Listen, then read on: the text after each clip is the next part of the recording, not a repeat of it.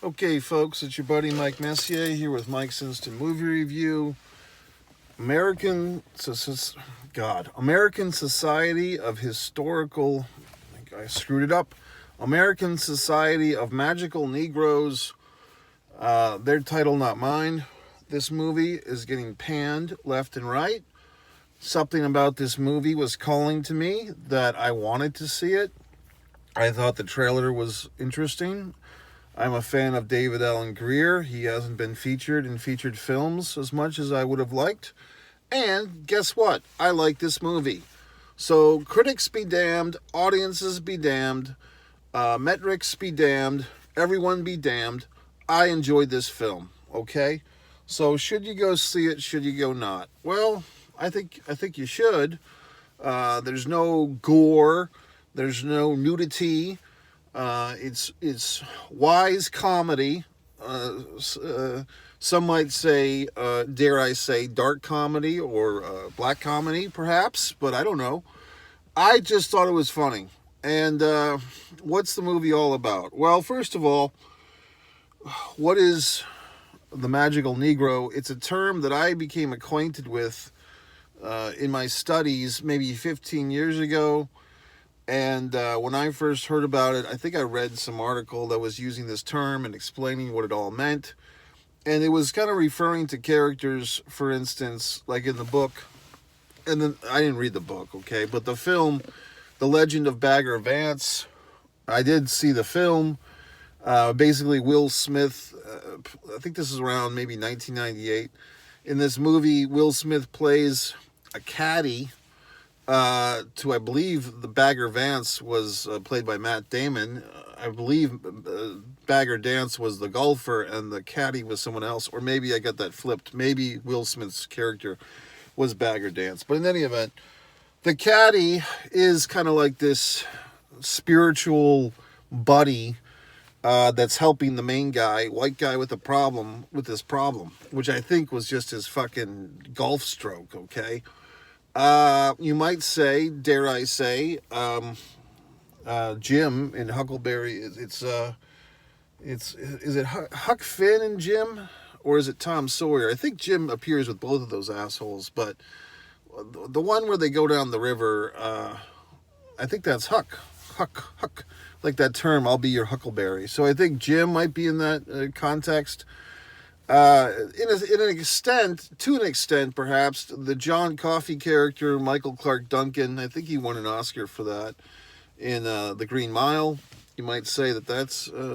So basically these characters that are kind of somehow closer to gods, closer to the angels of an African-American descent, and... oftentimes these characters are there to give some type of spiritual insight to the white character in trouble, in peril. The white character that needs to figure some shit out, can't do it on their own, so they bring in the spiritual Negro, or the magical Negro in this case. And you might say the reverse of this is the white savior character, which other films have been accused of having. There was one recently, I think Dune 2, there's some, claims that this is a white savior complex film. Now, at some point you have to say, and there is a point where you say, well, gee whiz, if every fucking character is going to be classified by the color of their skin, their pigmentation, the melatonin in their skin color, how can we have any characters? You know what I mean? If every goddamn character is just going to be reduced to some type of classification, then how are you going to write anything? Well, that's a good point. See, I'm full of good points.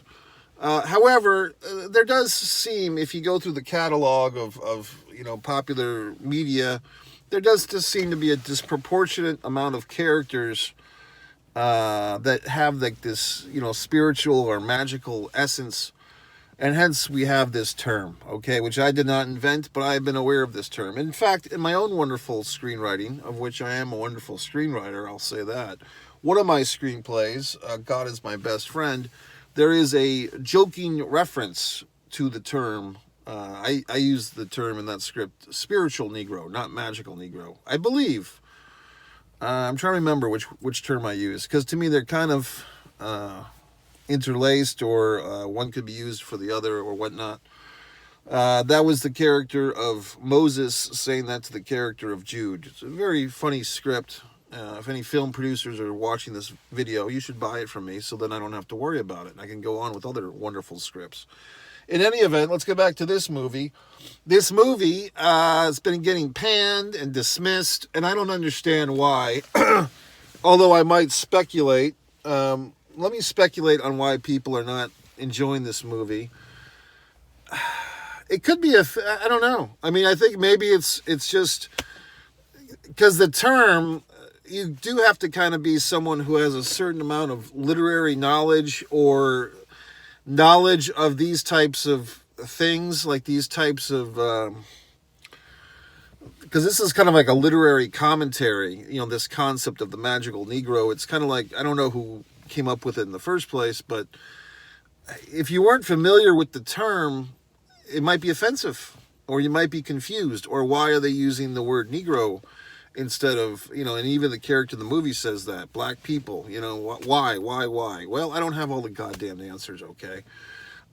You could say, why isn't the NAACP change their title of their acronym, their association? I don't have all the answers, folks.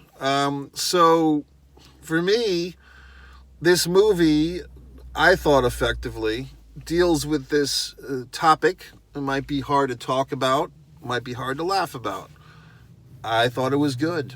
I like David Alan Grier. I think of all the folks in Living Color, 30 years ago, I guess maybe 35, David Alan Grier, probably in my book, one of the most talented, and I don't think him and Tommy Davidson, I don't think they've had their, in my opinion, share of good fortune in this crazy world. I think those were two of the best guys on that show, and they were not Wayans, they were not Jim Carrey, they were not J-Lo, but I thought those two guys, Tommy and David Alan Grier, were both really awesome. So it's nice to see David Alan Grier with a very strong role in this movie. He kind of is our gateway into the world of the magical Negro society. And I don't know. I just thought that the whole thing was funny. I would say that against, the movie, perhaps the joke of it drags on a little bit more than it has to. Perhaps the movie is maybe 10 minutes longer than it needs to be. I don't know what specific 10 minutes I would cut out, but it could have been tightened a tad. Spoilers. We do have this kind of love triangle going on. The actor that kind of played the entitled white guy, he was recently on a show that I watched. I kind of, what's that term? When you watch a show all at once. God, I'm losing my mind. It's like binge watched the show, The Other Ones, about the two older kids of a famous Justin Bieber type pop sensation. Very funny show. Who's that SNL, Saturday Night Live actress that I like? Molly Shannon plays the mom. Very funny show. You should check that out. But actually, check out One Man in the Camera Films, my other YouTube channel first, where all my wonderful films are. Check that out before you check out this other bullshit. With my stuff, it's all available for free, okay? What else? I don't know. This is the type of movie I like. It's kind of, and I wonder if this movie in the future will get some love from people. Will they remember this movie fondly? Kind of in the tradition of the only other films I could think of like this off the top of my wonderful head, or my wonderful hat. I believe one was called I'm Gonna Get You Sucker, by, once again, Keenan Wayans, or, Keenan Ivan Wayans. I think that was his movie. I believe I'm Gonna Get You Sucker, that was it, I believe. And then that's the one where he's kind of playing himself, like, trying to make a movie in racist Hollywood in the mid 80s or late 80s. Then you had another one, film that was kind of, oh God, I just had it. It was also, well, Soul Man, sort of. I mean, Soul Man was different. That's going back to the late 80s. But that tried. I mean, some people don't like that movie. I thought there was some merit to it. C. Thomas Howell plays a rich white guy who's graduating high school. I think he wants to go to Harvard. He's been accepted, but then his parents surprise him that they're not going to help him pay for it, and he has to pay for college on his own. So in order to get a scholarship for an African American student, he takes a bunch of suntan lotions and pills and puts like a goop like in his head, in his hair, to kind of make like a Jerry curl type of presentation. And he goes off to college and he falls in love with Ray Dong Chong and has fights with a professor played by James Earl Jones. I thought that movie was funny. A lot of people don't. But I thought there was another movie that I was thinking of. I mean, I guess if you really want to stretch, but I think this is kind of going to another type of district as far as the cinema world. School Days, Spike Lee's third film. No, actually, it was, I think it was his second film. Spike Lee's second film. This first film, She's Gotta Have It, and I think School Days was his second movie. A little bit different, but parody, social commentary, race relations, all these wonderful topics. You know, topics that perhaps people are uncomfortable with.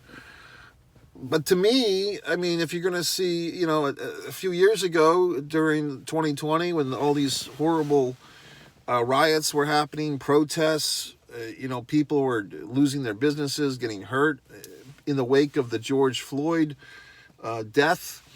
You can call it a murder, you can call it a death, whatever you want to call it. All these riots, there was I believe, I want to say Netflix series on about the Los Angeles 1992 Rodney King trial, protests and riots and so forth, and just the similarities, unfortunately, from 1992 to 2020, how much has changed? Not much, it seems, except more people have smartphones now to tape things that happen, these atrocities. So I don't know. So, I mean, these documentaries typically are well received. You know, people want to see this stuff. But when you go into the realm of comedy, and I don't think that this comedy or the other ones I aforementioned listed, I don't think any of them were trying to make light of these situations, but trying to present the topics with some levity, some insight, yes, God forbid, some humor, you know, trying to, because that's how people communicate. You communicate in different ways. You can have a documentary which shows, you know, actual footage. And even the documentaries a lot of times now have slants to them that the filmmakers go into making their documentary with some type of slant, some type of agenda. You can blame Michael Moore for that. He kind of started that. You know, a real documentary just gathers all the information and then makes the movie to document what is happening. But these days, a lot of documentaries are agenda-based, and that's fine. You know, some of them are very entertaining. But going back to this movie, to me, when you deal with these topics with humor, with levity, with characters, character development, relationships, I think it's good. I mean, I think that's the way to go. So I applaud a tip of the old baseball cap to whoever wrote this thing, directed this thing. The lead actor, the guy that played Aaron, I thought he was effective, meaning I thought he did well. As I was saying in my review a couple of days ago of the horror film, whatever it's called, The Prank, I didn't think the lead actor in that one was particularly effective. I thought the lead actor in this, Aaron, I don't think I've ever seen him before. Maybe I have, I don't remember. I thought he did well. I think he was likable enough. I thought that he was kind of a representation. I don't know if you'd call him a millennial or Generation Z or whatever the fuck, but like your typical 28 to 32-year-old male in America these days kind of has this awkward situation. You're being told all these different things, told to to be a good guy, told to be a bad boy, told to do all these goddamn things. You can't figure it out. The love triangle I thought was interesting. And, look, I am obviously not black myself. However, being kind of put in this position where you're supposed to be subservient or put your goals and interests and agendas secondary to someone else, I can relate to that. Perhaps you can too. If you've ever been a friend of someone who's very self-centered, if you've ever been the younger sibling of someone who's always doing things and you're always kind of in the shadow, or whatever the fuck. I think a lot of people could relate to this, of all ethnicities. The magical elements of this film I thought were kind of fun. Spoiler. I would say that I thought they kind of cheaped out a little bit. They might have saved on some production values, because a big gimmick in this movie, if you've seen it, is that the girl, of course there's always a girl, she ends up at, she has like this little girl fantasy, or this woman fantasy, of being romantic on the top of the Empire State Building. It's like a little inside moment that she and the character of Aaron share. The guy, Jason, the white guy, doesn't quite fit into that little inside thing. And then at the end of the movie, Aaron kind of magically takes her to this top of the Empire State Building. And then when he kind of gets stripped of his magical Negroes status, the other guy, David Allen Greer's character, tells him, hey, you left the girl behind.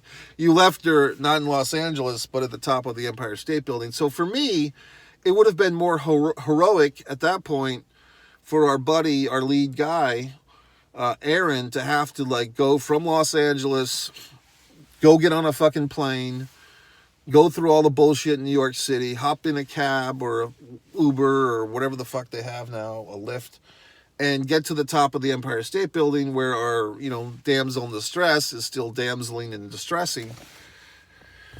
I thought that would have been a more heroic situation for our guy there. And, I probably would have done that had I been in charge of this whole thing, which I wasn't. The way that the movie handled it is basically our girl there,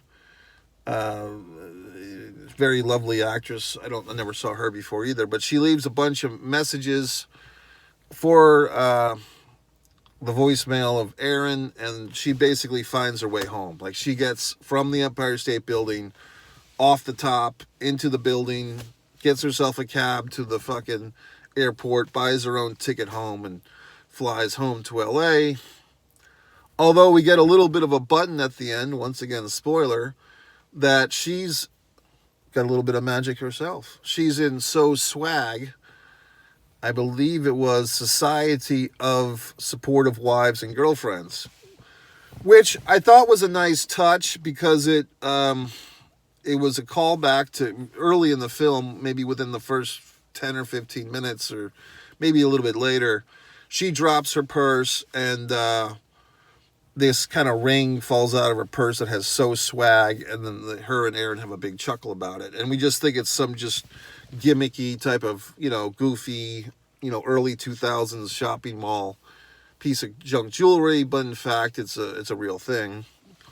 And if you think about it, that's another type of character, the girlfriend, the wife. I was making commentary once again in one of my other film reviews that, Marcia Gay Harden and the lady that was in some other movie I just reviewed with the redheaded people.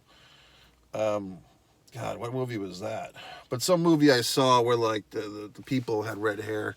The woman was always in the 90s playing like the wife of the girlfriend or whatever. So the point is, I thought the movie was good. I think like if you have a certain level of, I don't want to say film education. I don't think you need to be educated formally. But if you've just heard this term, if you've experienced shows, I'm trying to think of other examples, but I think I gave you the best ones. I think the Bagger Vance one is really the most clean example of this thing. I think you could see what I'm saying. Now, I mean, you could look at the Flintstones, and they had a little gizmo guy. I'm trying to remember, who's the little fucker on the Flintstones? The late seasons, Gazoo or some horse shit. the little green guy, I mean, you could say, you know, the Magical Society of Green Guys or the American Society of Magical Green Guys. But he was kind of a pain in the ass, too, if you remember the green fucker that was always above their shoulders. And there's other characters, obviously, in other movies that were not Negroes or black people, whatever you want to say here, magical. Other ethnicities have been represented by this phenomenon of the spiritual character, the magical friend. So what can I say? I mean, but to me, I did get the joke going into it. I did appreciate it. I thought it was funny. Maybe you don't. Maybe you're one of the millions of people that are hashtagging this movie into oblivion, saying what dog shit it is.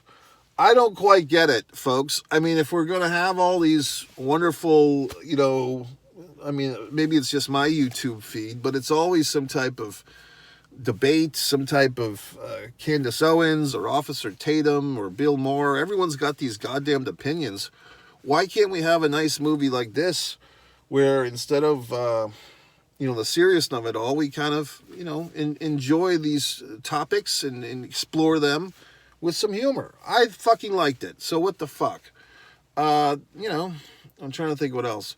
I did like the opening setup of the movie where our guy, Aaron there, goes to the ATM and he's leaving.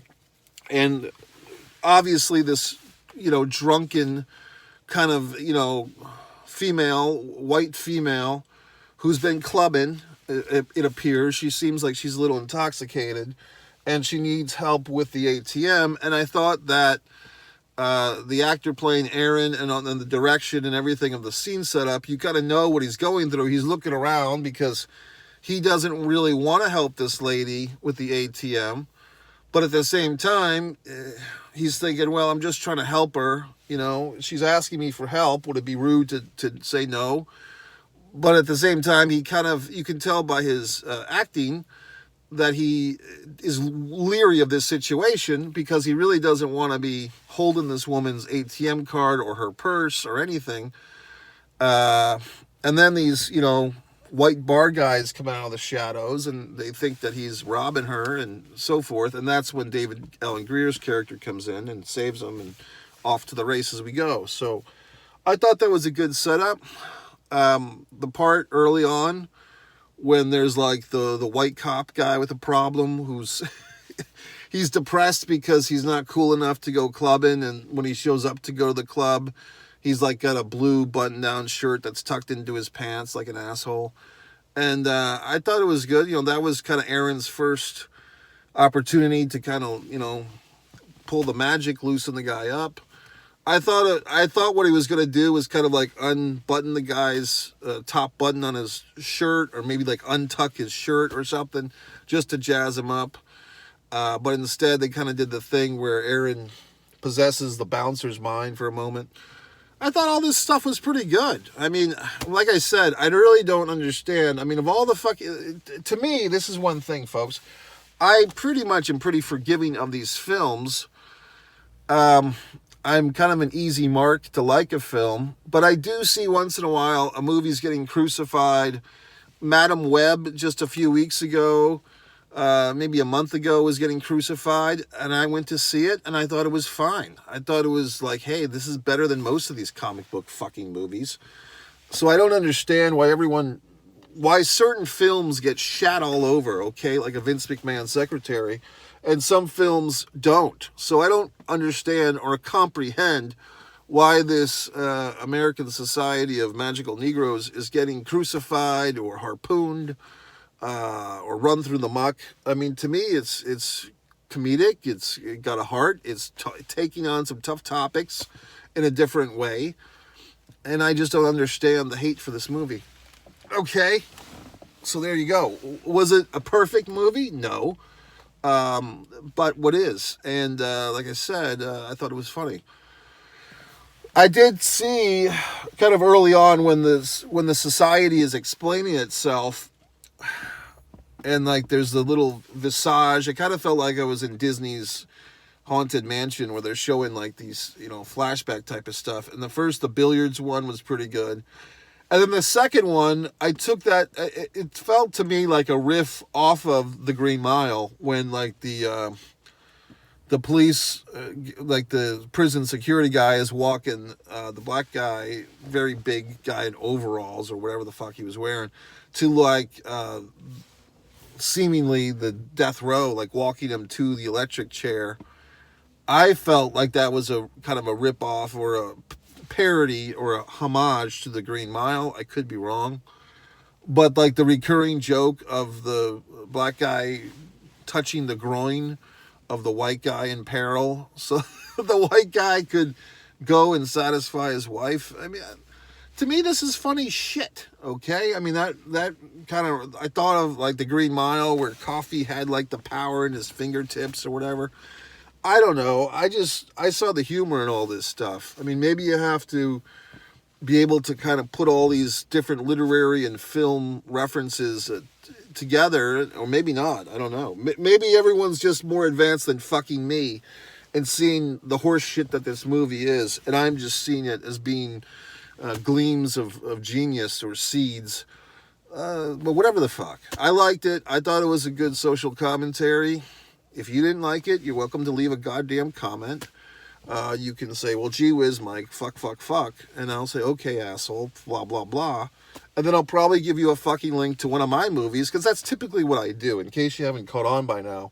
Whenever anyone leaves a goddamn comment on one of my videos, typically I see that as an opportunity to, guess what, cross-reference your ass to one of my other YouTube channels, or one of my other wonderful works, where I'll just basically read your goddamn comment. I'll give you some little fucking line like, oh, good point, asshole number 6. By the way, you should check out my movie. And then I'll give you a link to one of my films over on One Man and a Camera Films. Or if you make some other comment, and I say, well, this person seems like a pro wrestling fan, I'll leave you a little comment with a link to one of my wonderful videos on One Pro Wrestling and Sports Fan YouTube channel.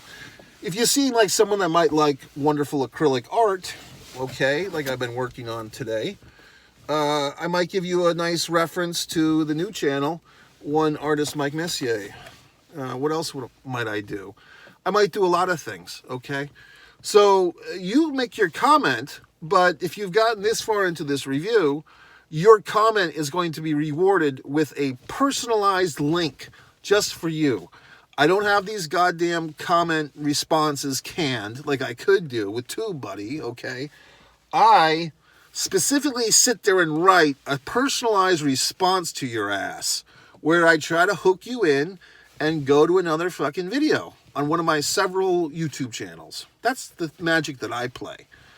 Okay, folks, so that's it. I give David Allen Greer a thumb up. I give the guy playing Aaron a thumb up. The chick playing the chick, I give her 2 thumbs up. The guy playing the enlightened white guy, I thought he was fine. I did like his work in that show. The other two, and I enjoyed this movie. So screw me.